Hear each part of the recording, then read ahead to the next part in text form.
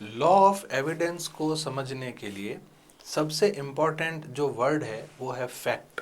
जब तक हम फैक्ट या तथ्य को नहीं समझ लेते तब तक लॉ ऑफ एविडेंस में कुछ भी आगे समझ पाना बहुत ही कठिन होता है, थोड़ा सा हार्ड रहता है। क्योंकि एविडेंस के अंदर जब भी हम आगे प्रोसीड करते हैं तो फैक्ट्स पर प्रोसीड करते हैं, फिर फैक्ट्स को फिर फर्दर डिवाइड करते हैं हम, जैसे फैक्ट इन इशू और रिलेवेंट फैक्ट। तो सबसे पहले आज के इस सेशन में हम ये समझते हैं कि वर्ड फैक्ट का मीनिंग क्या होता है।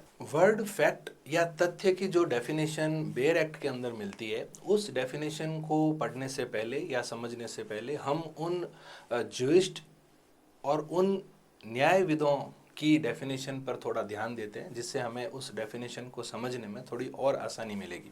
तो सबसे पहले हम सर जॉन सामंड की जो डेफिनेशन दी गई उसके ऊपर थोड़ा सा देखते हैं कि भाई उन्होंने क्या कहा। तो जैसे ये बात कि भाई फैक्ट क्या है, तो जो कुछ भी एग्जिस्ट करता है वो फैक्ट है। जिस भी चीज़ को हम ऐसा मानते हैं कि वो अस्तित्व में है उसको फैक्ट है। तो इसी एक मेन जो सोल के ऊपर ये डेफिनेशन सामंड ने दी। तो इसे हम थोड़ा सा पहले एक बार देखें, फिर इसके ऊपर थोड़ी सी चर्चा करते हैं।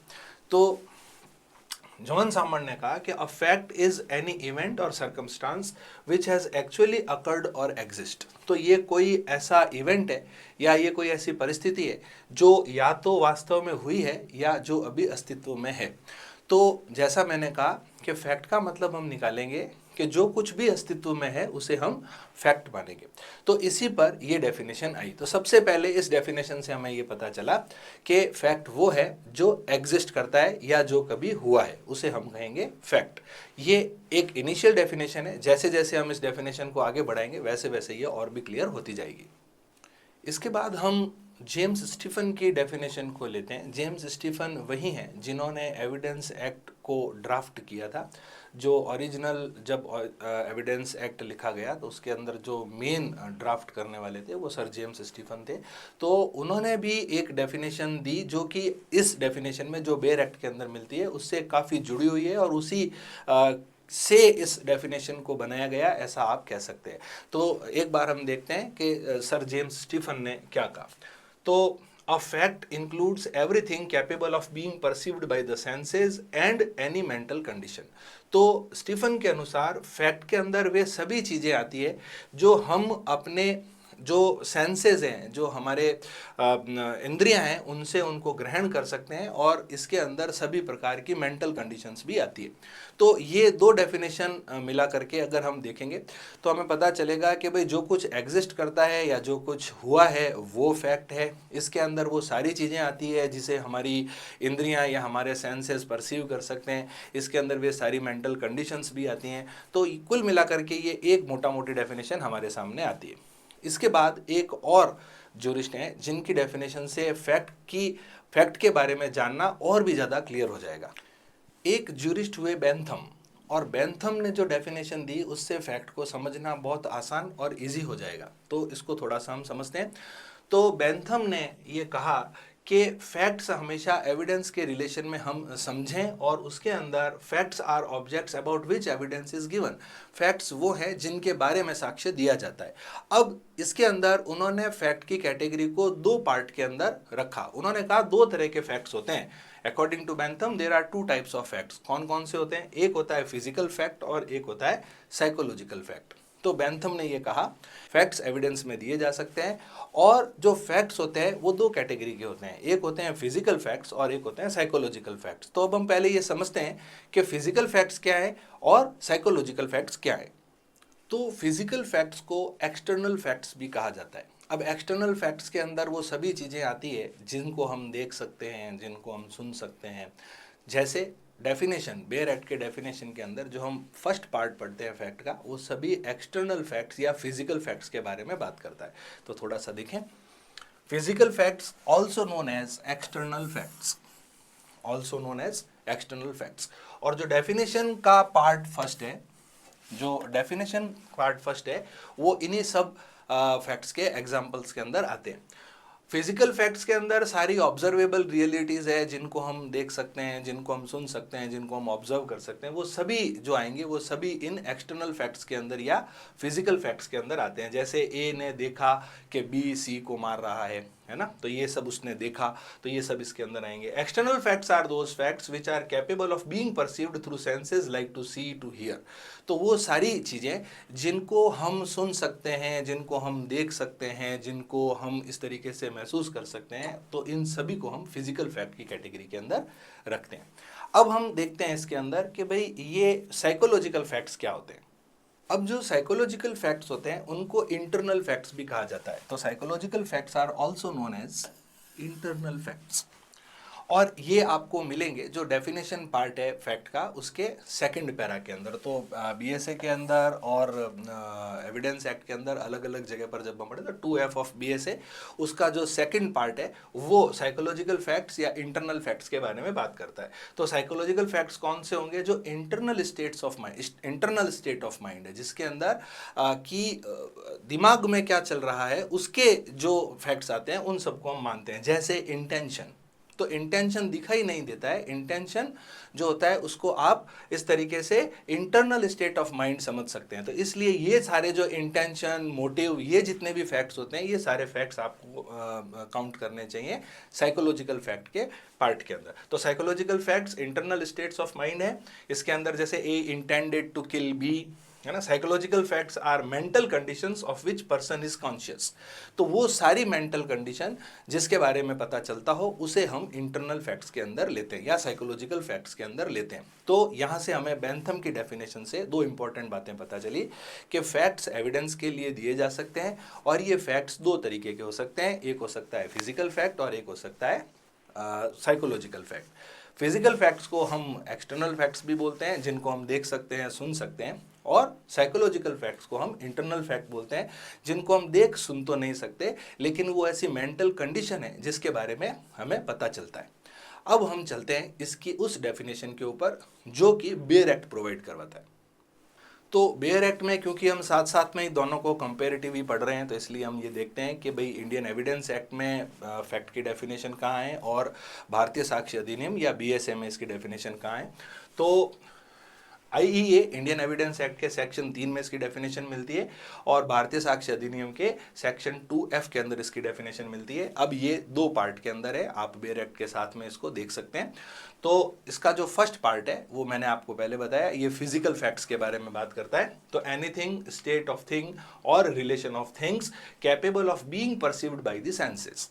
जैसे उसके अंदर आ सकते हैं कुछ देखना, कुछ सुनना, कुछ इस तरीके से सुगंध, कोई इस तरीके से टेस्ट, कोई टच, ये सभी इसके अंदर आएंगे। तो ये सभी जो फैक्ट्स होते हैं ये फिजिकल फैक्ट्स या एक्सटर्नल फैक्ट्स की कैटेगरी के अंदर आते हैं। किसी कपड़े पर खून का धब्बा लगा होना ये एक फिजिकल फैक्ट है क्योंकि वो हमें दिखाई देगा। तो ब्लड स्टेन ऑन क्लोथ्स ये एक फिजिकल फैक्ट की कैटेगरी में आएगा। तो इससे हमें ये पता चल रहा है कि जो डेफिनेशन दी गई है इस डेफिनेशन का जो फर्स्ट पार्ट है ये फिजिकल फैक्ट्स के बारे में बात करता है, जिसके अंदर ये सभी चीज़ें देखना, सुनना, महसूस करना ये सभी इसके अंदर आती है। अब हम इसके सेकंड पार्ट को समझते हैं। सेकंड पार्ट के अंदर मेंटल कंडीशंस के बारे में बताया गया जिसके बारे में एक पर्सन कॉन्शियस होता है। जैसे इंटेंशन हो सकता है, जैसे मोटिव हो सकता है। अब इसको आप देख सुन तो नहीं सकते हो, इसको केवल महसूस कर सकते हो। तो इसके अंदर हम देखें any mental condition of which any person is conscious. Example intention, knowledge, belief, motive etcetera, ये सभी इसके अंदर आएंगे। तो जैसे कि ए उसको मारना चाहता है ना, ये एक इंटेंशन है उसका कि वो बी को मारना चाहता है। इसी प्रकार से कोई भी एक्यूज्ड का इंटेंशन हमेशा साइकोलॉजिकल फैक्ट के अंदर माना जाएगा और उसको ये सेकंड पैरा कवर करता है। अब अगर आप ध्यान से इन सभी डेफिनेशंस को देखें तो हम 3 डेफिनेशन के ऊपर चलते हैं। सबसे पहले जो सामान्य ने कहा कि फैक्ट वो है जो एग्जिस्ट करता है या कभी घटित हुआ है। फिर जो जेम्स स्टीफन है उन्होंने ये कहा कि ये 2 तरीके का हो सकता है या तो ये हो सकती है कोई मेंटल कंडीशन, या ये कोई ऐसी चीज़ें हो सकती है जिनको इस तरीके से फिजिकली हम चेक कर सकते हैं। उसके बाद में आए बेंथम, और बेंथम ने इसको दो कैटेगरी के अंदर डिवाइड किया, एक फिजिकल फैक्ट और एक साइकोलॉजिकल फैक्ट। अगर आप फिजिकल फैक्ट को डेफिनेशन के फर्स्ट पार्ट के अंदर समझेंगे तो आपको बिल्कुल क्लियर पता चलेगा कि कौन कौन से फैक्ट फिजिकल फैक्ट्स होते हैं, और जब हम साइकोलॉजिकल फैक्ट्स या इंटरनल फैक्ट्स की बात करते हैं तो उसे हम इसके सेकंड पार्ट के साथ में समझते हैं, तो उससे बिल्कुल हमको ये पता चलेगा कि इंटरनल फैक्ट्स कौन कौन से होते हैं। इस डेफिनेशन में हम इन तीन वर्ड्स को भी थोड़ा डिटेल में समझने का प्रयास करते हैं। जैसे एक शब्द इसके अंदर यूज़ किया गया है एनीथिंग, फर्स्ट वर्ड यूज होता है एनीथिंग। तो एनीथिंग मीन्स व्हाट, किसे हम कहेंगे एनीथिंग। तो ये डेफिनेशन, इस वर्ड को समझने के लिए हम थोड़ा सा ध्यान देते हैं सामंड की डेफिनेशन पर। उन्होंने ये कहा कि कोई भी फैक्ट वो होगा जो कभी एग्जिस्ट करता है या जो कभी घटित हुआ था। तो यहाँ पर इस वर्ड एनीथिंग को समझने के लिए हम उस डेफिनेशन का उपयोग कर सकते हैं। तो एनीथिंग का यहाँ पर मतलब है ऐसा कोई भी फैक्ट जो एग्जिस्ट करता है, या ऐसा कोई भी फैक्ट जो कभी घटित हुआ था, उन सभी को हम एनीथिंग की कैटेगरी के अंदर रख सकते हैं। इसी तरीके से इसके अंदर जो दूसरा वर्ड यूज किया गया वो है स्टेट ऑफ थिंग्स, वस्तुओं की स्थिति। वस्तुओं की स्थिति या स्टेट ऑफ थिंग्स का मतलब यहाँ पर ये निकलता है कि जिस समय की ये बात की जा रही है या जिस समय के एविडेंसेस के बारे में बात की जा रही है, उस समय एक पर्टिकुलर वस्तु की क्या स्थिति थी। जैसे उस समय दरवाज़ा बंद था, उस समय कमरे में अंधेरा था, है ना, डार्क इन द रूम, या इस प्रकार से वो गेट क्लोज्ड था, उस समय लाइट जल रही थी। तो ये जो सभी बातें हैं ये सब स्टेट ऑफ थिंग्स को बताती है कि जिस समय की बात की जा रही है उस समय किसी भी वस्तु की स्थिति किस प्रकार थी। फिर हम इसके तीसरे शब्द की तरफ चलते हैं जो बात करता है रिलेशन ऑफ थिंग्स।